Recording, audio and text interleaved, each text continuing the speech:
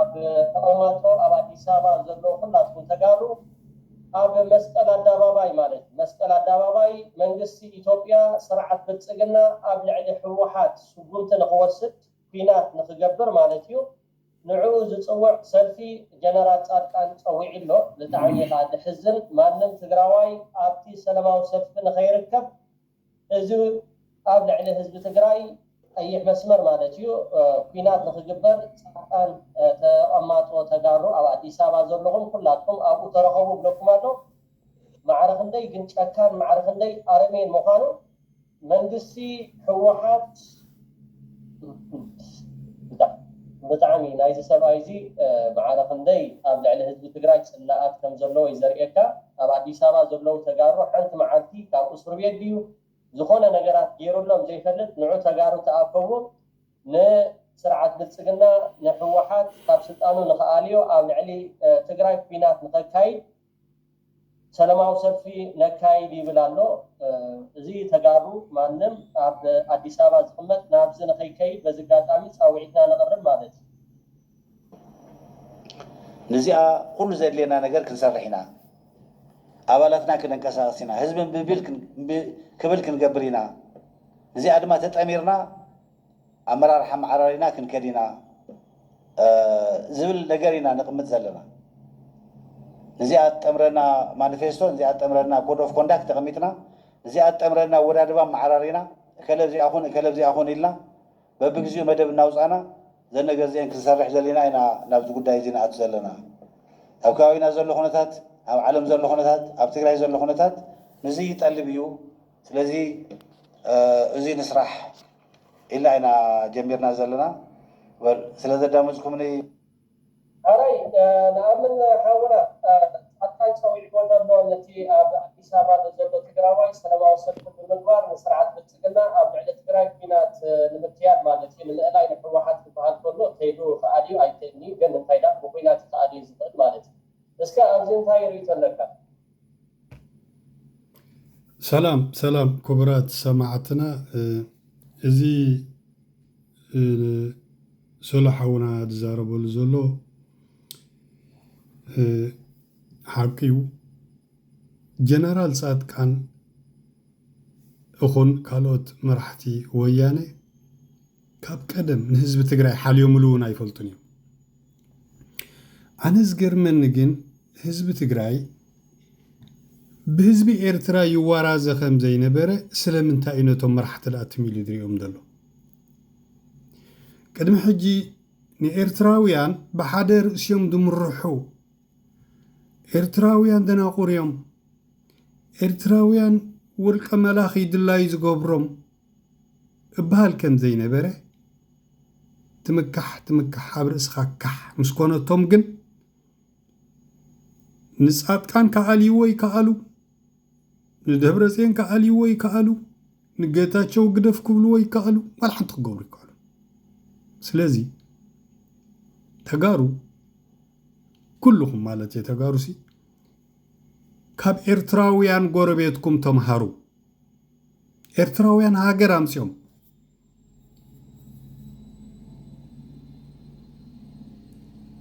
መንግስቶም በዲሎም ተሰዲዶም ንስኹም ግን ኩል ግዜ መንግስቲ ኣብ ኣፍሪካ ድላይ ይትገብር ሓንቲ ክትገብር ኣይትኽእልኒ ኢኻ ህዝቢ ስለዚ ወያነ በሎ ብልጽግና በሎ ታንክን ባንክን ዝዓጠቐ መንግስቲ ህዝቢ ሓንቲ ይገብሩ ምክንያቱ ዒምተኢሉ ክጭፍጭፎ እዩ ኢትዮጵያ ትኾነ ኤርትራ ኣፍሪቃያን ኢሮፓ ኣይኮነን ክድርጉምዎ እዮም ህዝቢ ይግድሶም ህዝቢ ተመተ ህዝቢ መፅእ እዮም ድብሉ ዝኾነ መራሒ ኣብ ኣፍሪካ ስለዚ ተጋሩኻ ተማሂርኩም ክትኮኑ ተስፋ ገብር ጻድቃን ምስ ብልጽግና ኮይኑ ድላይ ይገብረኩም ኣሎ ህወሓት ከኣኖ ተበዲልና ኢና ብኢትዮጵያ ትበሃል ሃገር ሕጂ ግን ናይ ርእስና ሃገር ከነቁም ይደልና ርእስና ክንክእል ኣለና ምስ ተጋሩ ምስ ኤርትራውያን ጎረቤትና ኮይና ንሕና ተጋሩ ርእስና ክንክእል ኣለና ዝብል ኣምር ዝሓዘኻ ህወሓት ዝበሃል ጉጅለ ትፈልዩ ቀደም እውን ደቅማይ ጠላሚ ይዳኣ ኮይኖም እምበር ንሕና ኢና 4 ኪሎ እቲና ስልጣን ኣሰኪምናዮም ንወያነ ወይ ንሰበ ስልጣን ትግራይ ደቂ ማይ ጠላሚት ግን ኩሉ ግዜ ምጥላም ይሓደሩ ስለዚህ ሕወሓት ሕጂ እንድሕር ዳኣ ተረዲእዎ ዝመፅእ ዘሎ ወለዶ ትግራይ እውን ንኤርትራውያን ክትፀርፉ ዘይኮንኩም ንኤርትራውያን ከተኽብርዎም እዩ ዘለኩም ትግርኛ ተኾነ ካብኦም ትመሃሩ መፅሓፍ ተኾነ ካብኦም ትመሃሩ ሳዕስዒት ተኾነ ካብኦም ትመሃሩ ፖለቲካ ካብኦም ትመሃሩ ኣጋዝያን ኢሎም ተበጊሶም ኣጋዝያን ኢልኩም ተበጊስኩም ዕግርግር ስኢልካ ስለዚ መጀመርያ ንጎረቤትካ ህዝቢ ኣኽብር ንህዝቢ ኤርትራ ንህዝቢ ዋልቃይት ንህዝቢ ኣምሓራ ኣኽብሩ ጎረቤትኩም እሶም እዮም ዝድንጉፅልኩም ምሳኹም ዝዳናገፁ እሶም እዮም ንስኹም ግን ኣንጻር ህዝቢ ኤርትራ ዓጢቑኩም ሻንቅላ ኣሎ በሎ ወያነ ኣሎ በሎ እንዳተባሃለ ህዝቢ ኤርትራ ኣፅኒትኩሞ ኢኹም ዋላ ኣብዚ ናይ ሕጂ ናይ 2018 ክንደይ ኤርትራዊ ተረሽኑ ብትግራይ ኩሉ ታሪክ ንፈልጦ ኢና መሳፍንቲ ትግራይ ህዝቢ ኤርትራ ፅኒቶሞ እዮም ንፈልጦ ኢና ህዝቢ ኤርትራ ግን ሓዳ ኮይኑ ትሚል እዩ ዘሎ እምበር ህዝቢ ኤርትራ ደንቆሮ ወይ መሃይም ኮይኑ ይኮነ ስለዚ ሕጂ ከዓኒ ብልፅግና ፃወተልኩም ኣሎ ብመን ብኮራኹር ከም በዓል ፃድቃ እንዳመሰሉ ገታቸው ዳመሰሉ ሒዙ እዚኦም ናይ ሃብትን ገንዘብን ራያ ዝበሃል ካምፓኒ ኣለዎ ፃድቃን ተጋሩ ስትፈልጢኹም ነዚ ኣርደልዮም ኮይትኩም ሓውደይ ተባርዕወቲ ካምፓኒ ኢዳ ሰቡት ትኾንኩም مش نيرتراوين تصرفوا نيركم بحدا من قستي تمرحوا دو قال حجي لا دقفكم دلو 30 من قستي ديم دقفكم دلو تقفيفنا لكم كتلكم سطوحوا دلهم دا طعمكم برت عاتيكم دي تبتبوهم دا سخ نسبي إرترا تصرفوا نيركم كهادو متراي كندي دا عليون من قستم عصاب العدو بالعلو دا تايدس هي قربيت كام خبار صبوي أب قربيت كا شجر مسي هو زحمة عندي شجر مسي يكون كان تبل حما أرخيبو إلك أخذ حق زفتن أنا ونهجي نهزب تقراي يتصارفني نتوم سبب سلطان تقراي ويمهوراتنا طولو وي أكتيفست ولا حنتي رانا لكم ولا حنتي أي رانا لكم اسكي ني إرتراويان تقارو قالي تصمم تبهايلو كندي فنترع كأن رئندينا اتغند مرحيهم أنا كو مسوس سلئي بالله نزل سبزي تأشيرو نيرو يفلطوني برغيدر جنرال ديو ميجر جنرال يفلطوني دانيو كنفدي جلز بال إزاربي هجي أنا انت يا خبل لي كورات سمعتنا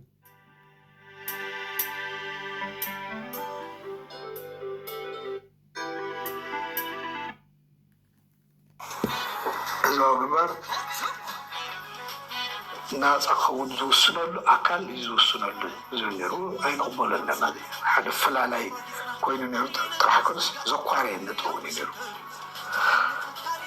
زينة توزين بتاعنا اللي له زي إرترا عدميسو ناس النتو أنا قاعد يتعبي في المنزل الناس يتبع شو أنت زي سامعنا يوارد مرزم صانا قريب يحسر مر زدهم نالوز موت نالوز زلاشر زيادة حقنيا تقرنيا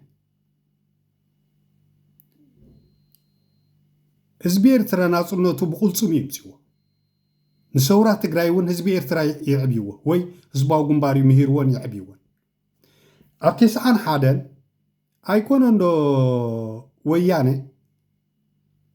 بحال سوداني جبسن سعود عرب كي ترفا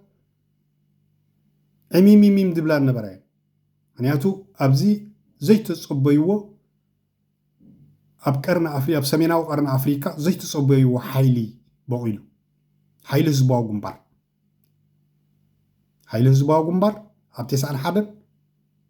أزي جزوف عطق سراوي ديسيبلين زلوا زتمارة تهدروا بقعد زلوا سراوي تقويم لذي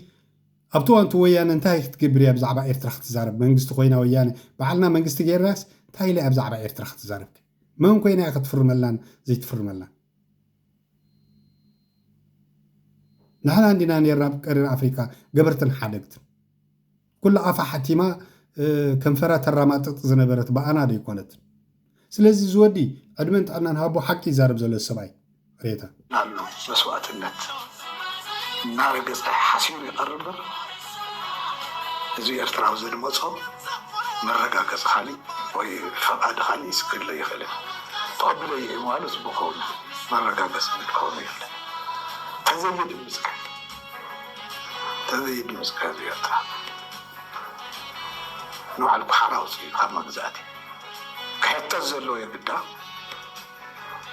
عيد مسعي عيف كده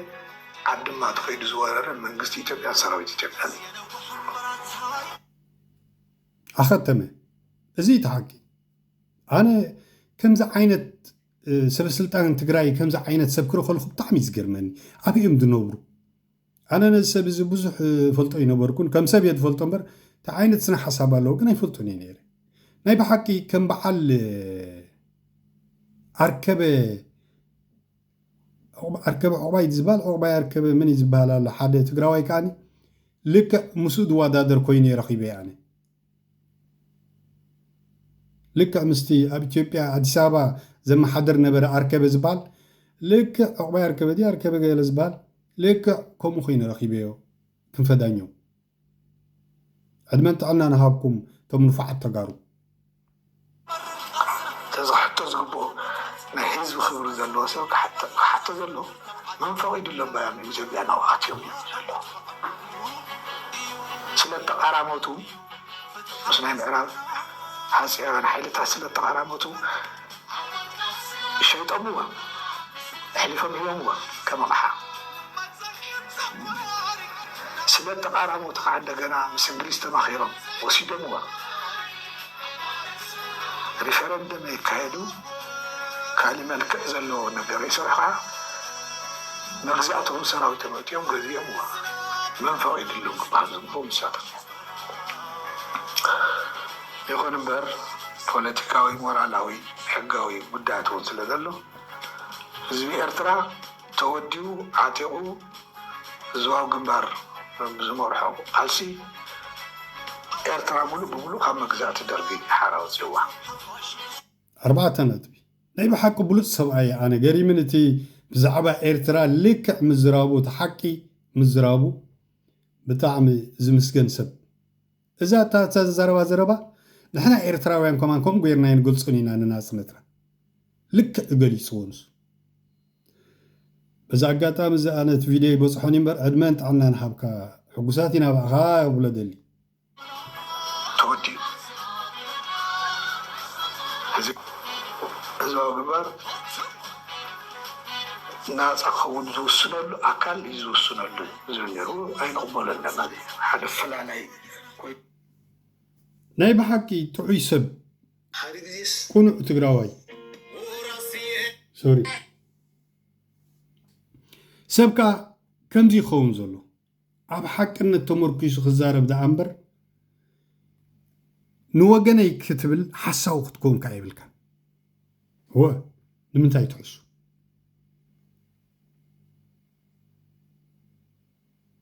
نمنتاي غاتحسو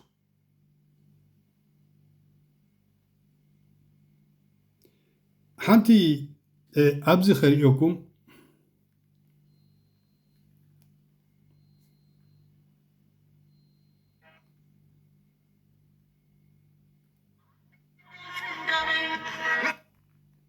لومي نقولنا زحمن حالة تاريخه ولو تحيزلكم مجد اللغو كساب لومي نينا أمرنا نأشر النبرة نقوم ركبات انقفات مودة تزقبر له حدش إرتراوي AI كاب قوم قطرنا نابل علم ميت قوم قطعات كومدما كابل علم ميت قوم قطعات ما ناب تقرنيا بدمتي زترقم كساب حجز النبرة زي سرعنا إرتراوي نتقوم قوم قطرنا قالات بموجود لك كم ناي جازيتا حداسي إرترا بكونوا إنشرعون إرتراوي قالات بمتقام صحف زترقم بقتها بدمتي زدل خي عنو تحتوتات زملس كومر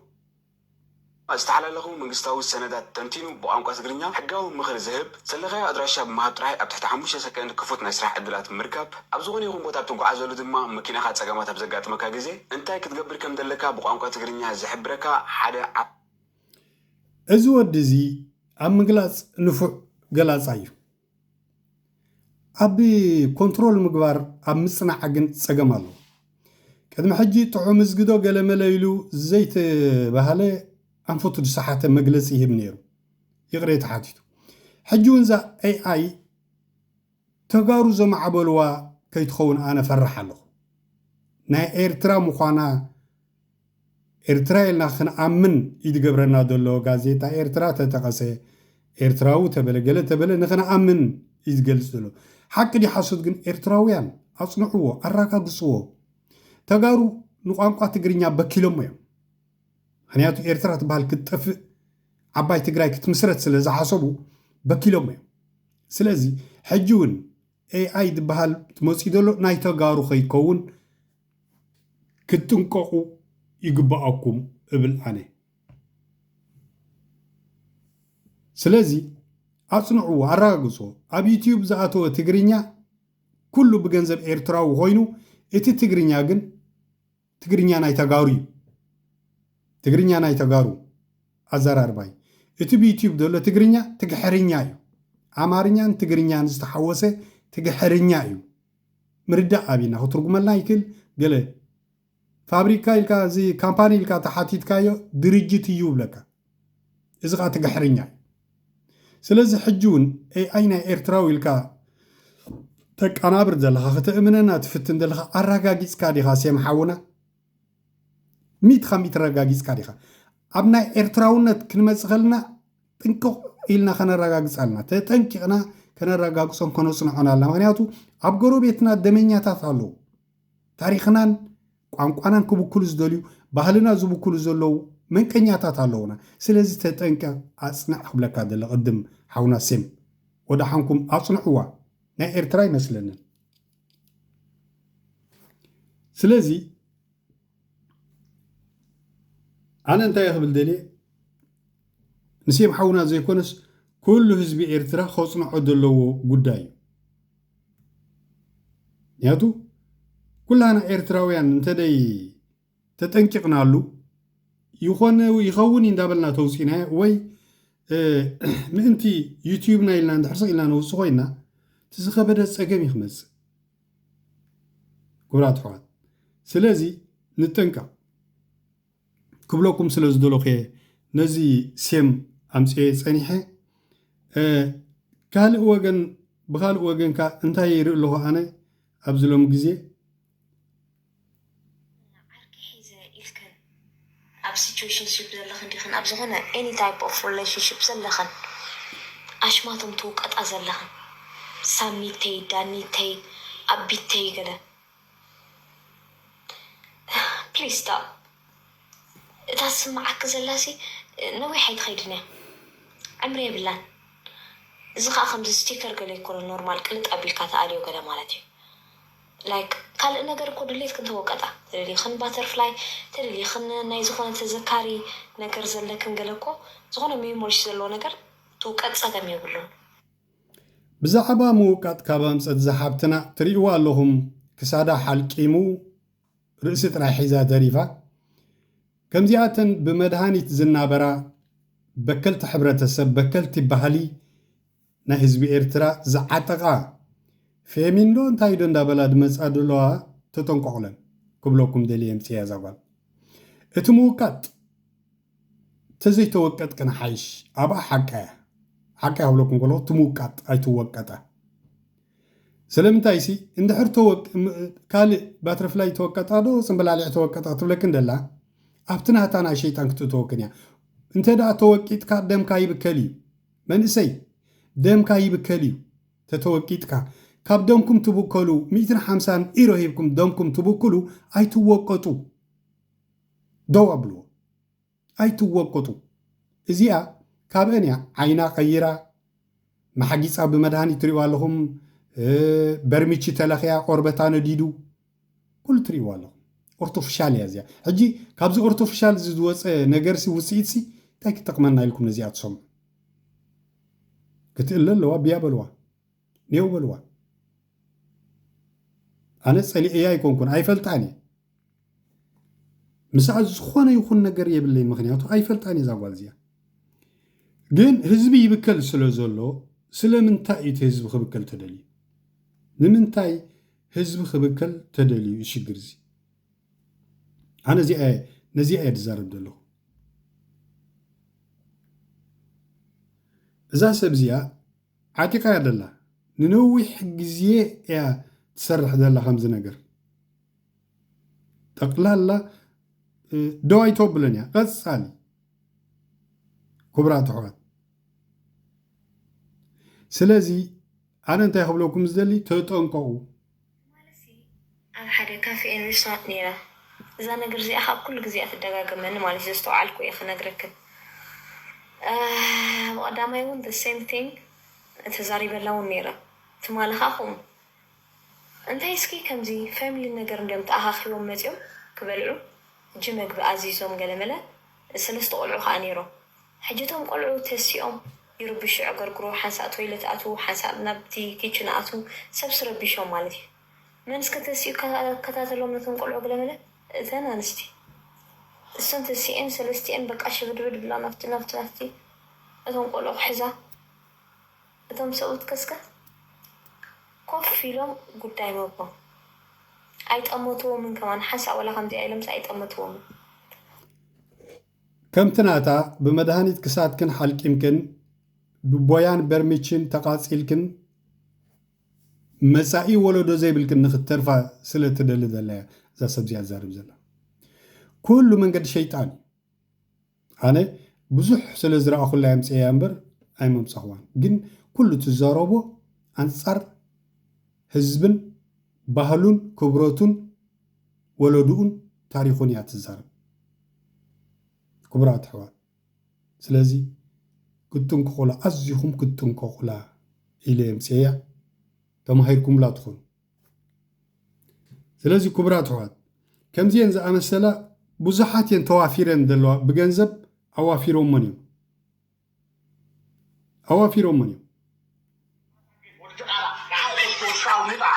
ودزم دعاء ودبعت حبس جيد رفعت كلهم زي جنا كلهم جيد أكمل كلهم زي دك شعب مطع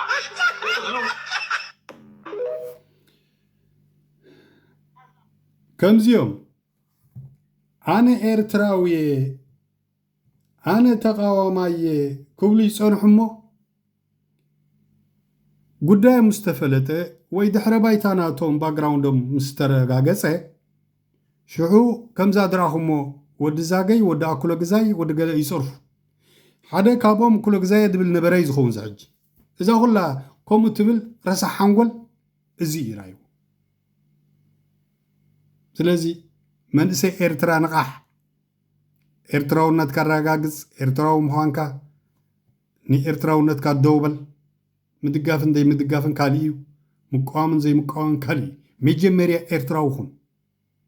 ኤርትራውኹን ወይካ ትግራዋይ ኮንከኻ ብዛዕባ ትግራይነትካ ተዛረብ ከምዚኦም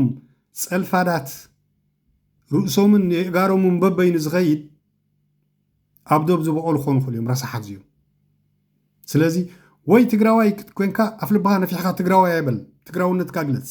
ወይካ ኤርትራዊ ኮንካ ብኤርትራውነትካ ኣፍ ልባኻ ነፊሕካ ኤርትራዊ ይበል ከምዚኦም ኣብ ክልተ ፃሕሊ ዝዓበዩ ደቂ ሎቕማፃት እዮም ዝፃርፉ ትሪእዎም ዘለኹ ስለምንታይ ዳ ኣምፂኻልና ክትብሉ ትኽእሉ ኢኹም ሕብረተሰብ ኤርትራ ዝውክልዎ ዘለዉ እዚኦም ስለ ዝኾኑ እዮም ክቡራት ኣሕዋት ስለዚ እንታይ ክብለኩም እየ ዝደሊ ኣነ ኩሉ ግዜ ክንዛረብ ከለና መስተውዓልቲ ንኹን ነስተውዕል ኣስተውዒልና ኸ ንዛረብ እንድሕር ደኣ ኩሉ ግዜ ኣስተውዒልና እንተ ደኣ ንዛረብ ሃሊና ብዙሕ ጌጋታት ኣይንጋገን ኢና የኽብለኩም ደልየ ከስተውዓልካ ኣነ ተቃዋማይ ኢልካ ክትጎይ ከለኻ መን ሓላፊ ኣይትፈልጦን ኢኻ ልማት በኢትዮጵያ የሰራ የሚባለው ኃይል በቆይታው በ5 ዓመት ውስጥ እንደ ሀገር 6000 ኪሎ ሜትር መንገድ ሰርቷል። ባለፉት 5 ዓመታት በአማራ ክልል ብቻ 3200 ኪሎ ሜትር መንገድ ስራ ተጀምሯል። ከዚህ ውስጥ 1300 ኪሎ ሜትር ተጠናቋል። ጣሊያን ትልቁ ልማት በኢትዮጵያ የሰራ የሚባለው ኃይል በቆይታው በ5 ዓመት ውስጥ እንደ ሀገር 6000 ኪሎ ሜትር መንገድ ሰርቷል። እዚኦም ጽልኩም ደለኹ እንታይ ኢልኩም ጣልያን ሲ እተን 5 ዓመታት ኣብ ኢትዮጵያ ዝተቐመጠለን تحت قرص سريح وزبال تخوين 6,000 كيلومتر ترايلكم بزا قاطام زتاي هولكم دلي مسيلكا إثيوبياس تجزي أي تفلتني أي لوم يوم حسوز وعلو بعلو يحسيو زي تجزا أنا هزبينا إلي يدعسو حجيجن انتايلو تالي أنت نحمش تعمد دس أنا حلن زجزا علن كيبلسي دس أنا حلن ريهم مالو لفت 5 ዓመታት በአማራ ክልል ብቻ 3200 كبرى تحوال 6000 ኪሎ ሜትር መንገድ ሰርቷል። ባለፉት 5 ዓመታት በአማራ ክልል ብቻ 3200 ኪሎ ሜትር መንገድ ስራ ተጀምሯል። ከዚህ ውስጥ 1300 ኪሎ ሜትር ተጠናቋል። ጣሊያን ትልቁ ልማት በኢትዮጵያ የሰራ የሚባለው ኃይል በቆይታው በ5 ዓመት ውስጥ እንደ ሀገር 6000 ኪሎ ሜትር መንገድ ሰርቷል። سمعهم ጣሊያን እተን 5 ዓመት ኣብ ኢትዮጵያ ዝጸንሐለን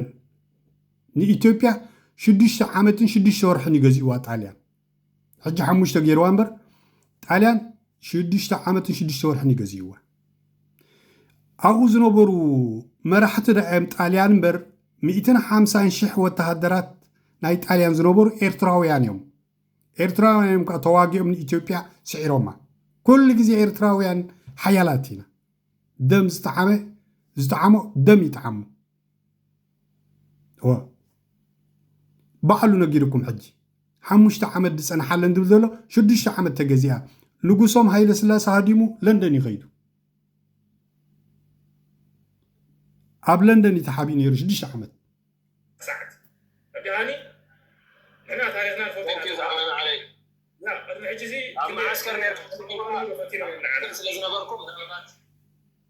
معسكر سلازنا بركو سوري سلازي نحن إرتراوان حقنا نزرب تجازي إثيوبيا 6 ዓመት 6 روح أنت جازي إنجليز مزيا ده حرب نتعلم مسعرته إنجليزيا صريحة تاني إثيوبيا بإنجليز تسريحة